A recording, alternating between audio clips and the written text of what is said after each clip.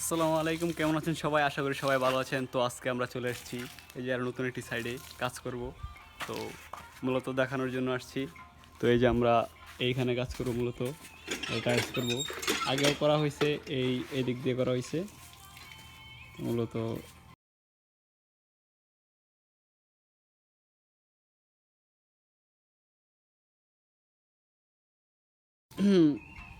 এই যে এই জায়গাটুকু করব, টাইলস করব। তো দেখতে থাকেন কীভাবে কী করি। মূলত এগুলা আগে করা হয়েছে।